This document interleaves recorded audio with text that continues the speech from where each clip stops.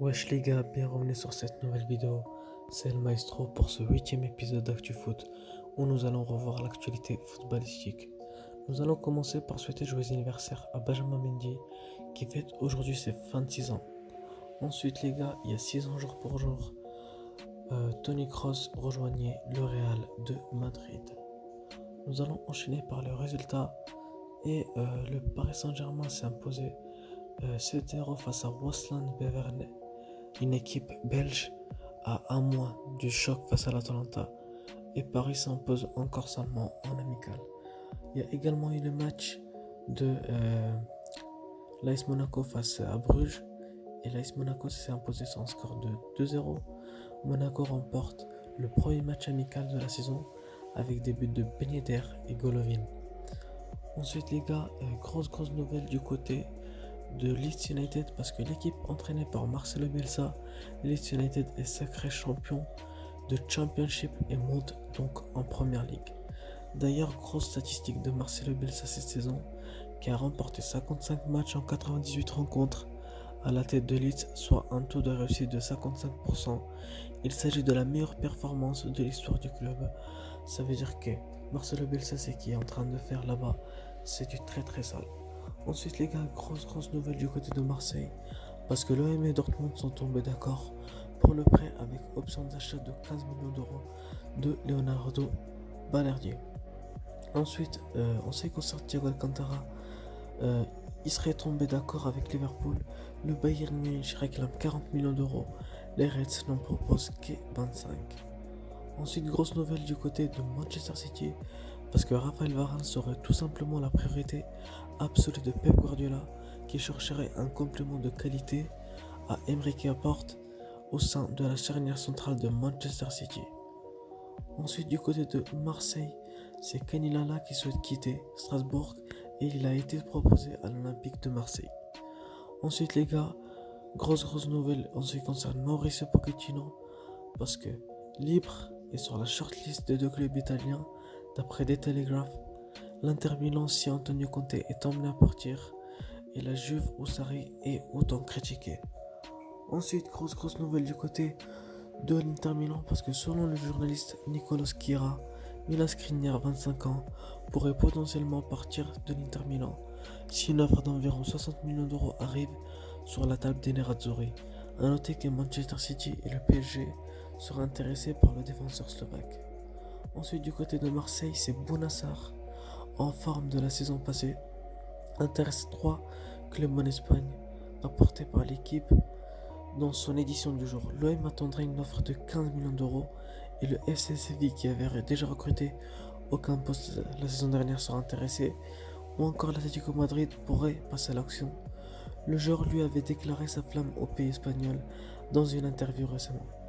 Ensuite, Wilfried Zaha, il est ciblé par 4 clubs. Ces 4 clubs sont Newcastle, Everton, Bayern et l'Atlético Madrid. Crystal Palace en demande 95 millions d'euros. Ensuite, selon The Sun, Paul Pogba pourrait prolonger 5 ans avec Manchester United. Très bonne nouvelle du côté des Red Devils. Ensuite, en ce qui concerne le FC Barcelone, c'est officiel parce qu'ils ont signé l'ailier international brésilien Mateus jusqu'en 2023. Et ensuite, Omar Solé, joueur du Lyon, il a rejoint le RB Salzbourg, transfert de 4,5 millions d'euros, plus 4 millions d'euros de bonus, plus 15% sur la plus-value d'un éventuel transfert. Vraiment, l'Olympique Lyonnais, ils sont vraiment très exigeants avec leur vente. Ensuite, en ce qui concerne les déclarations, voici une déclaration de Zinedine Zidane accordée à Movistar.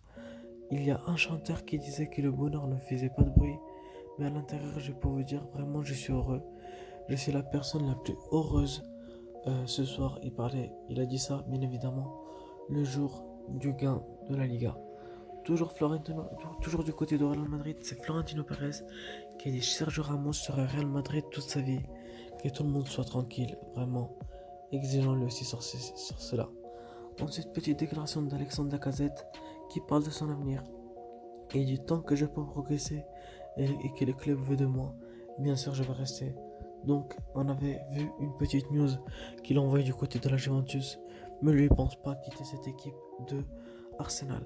Ensuite, voilà une petite déclaration de Frank Lampard en ce qui concerne Hakim Ziyech. Il dit: Hakim Ziyech s'est bien adapté à ces nouvelles conditions et a apprécié s'entraîner avec le groupe Pierre ainsi que faire connaissance avec ses nouveaux coéquipiers.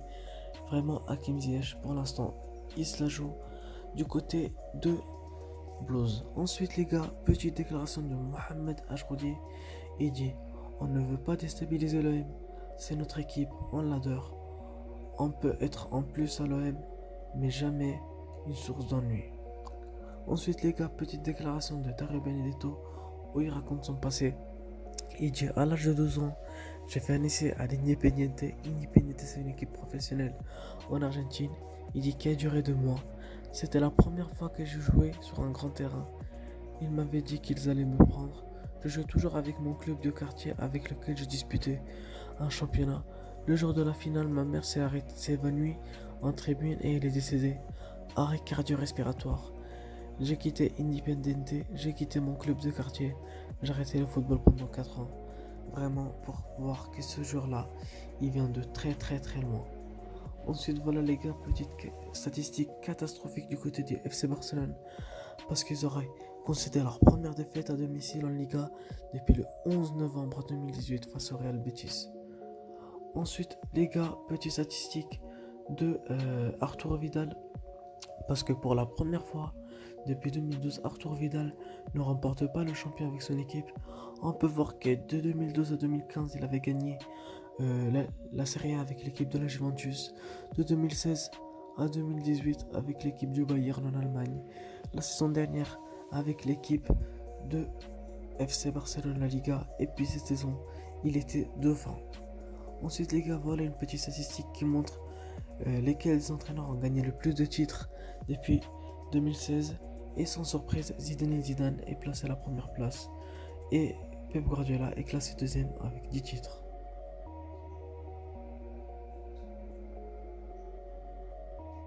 Ensuite les gars, petite statistique du côté du Bayern et sur Robert Lewandowski. Parce que cette saison, il fait une grosse saison. Au total, c'est 31 matchs, 34 buts. En ce qui concerne la Bundesliga, en coupe, c'est 5 matchs, 6 buts. Et en Ligue des Champions, c'est 6 matchs et 11 buts. Et d'ailleurs, il a fait même 6 passes décisives. Puis voilà les gars, une petite statistique en ce qui concerne le Real de Madrid. Parce que ce trio-là, Modric, Casemiro et Kroos, il a coûté seulement 66 millions d'euros. Et ils les auront rapporté au total 14 trophées. Voilà également une petite statistique sur Zidane en ce qui concerne les 11 titres qu'il a gagnés. Et ce sont 11 titres en seulement 3 ans et demi.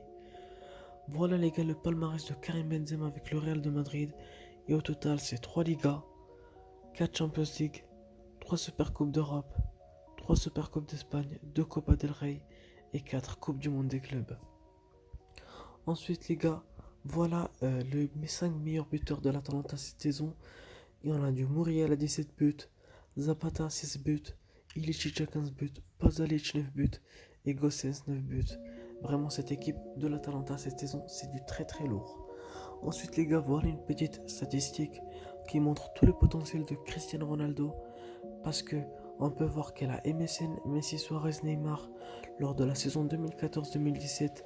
Au total, ils ont gagné une Ligue des Champions et un Ballon d'Or. Alors que Cristiano Ronaldo, lui tout seul, il a gagné 3 Ligues des Champions et 3 Ballons d'Or.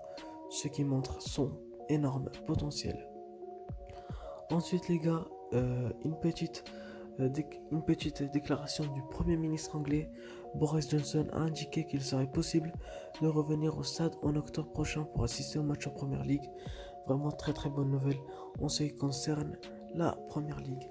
Et la grosse info de la journée, c'est André Jourlet qui met fin à sa carrière de footballeur professionnel à l'âge de 29 ans.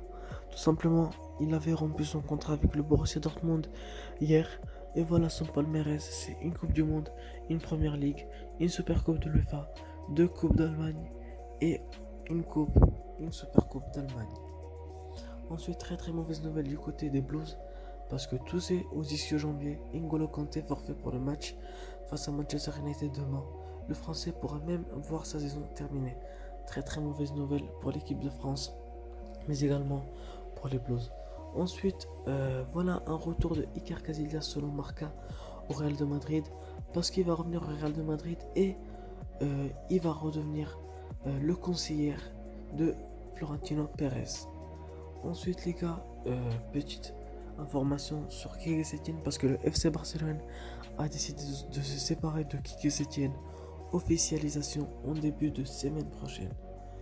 Ensuite les gars, voilà une petite information c'est concernant Chelsea, parce qu'il devrait toucher 15 millions d'euros de bonus suite au titre de champion d'Espagne d'Eden Hazard avec le Real de Madrid. Ensuite les gars, nous allons voir les maillots qui sont sortis. Et voilà, tout d'abord le maillot du Monaco qui est sorti et il ressemble comme aux autres maillots de toutes les saisons. Voilà, là il y a une petite phrase pour clasher le club. Magnifique changement comme toutes les saisons. Et voilà à quoi les gars il devrait ressembler le futur maillot de l'équipe de France, que je trouve vraiment très très beau et j'ai hâte de voir l'équipe de France le porter. Ensuite les gars, voilà ce qui devrait ressembler le maillot away de la saison prochaine de l'Inter Milan. Je trouve vraiment très très moyen, parce qu'on dirait plutôt une chemise qu'un maillot de foot. Ensuite les gars, pour finir avec les maillots, on a le maillot de West Ham qu'ils ont dévoilé, leur maillot extérieur, vraiment très très beau maillot, lui également. Et pour finir les gars, voici le programme du jour. Ça joue en première ligue, ça joue en coupe et ça joue également en Serie A. Le match que je vous conseille, c'est bien évidemment Arsenal Manchester City, mais également en Italie je vous conseille un bon Hellas Verona face à l'Atalanta, deux équipes qui jouent au bon football. Moi les gars, je vous remercie d'avoir regardé cette vidéo. N'oubliez pas de lâcher un petit like, de vous abonner à la chaîne YouTube, et je vous dis à demain. Allez, tchuss.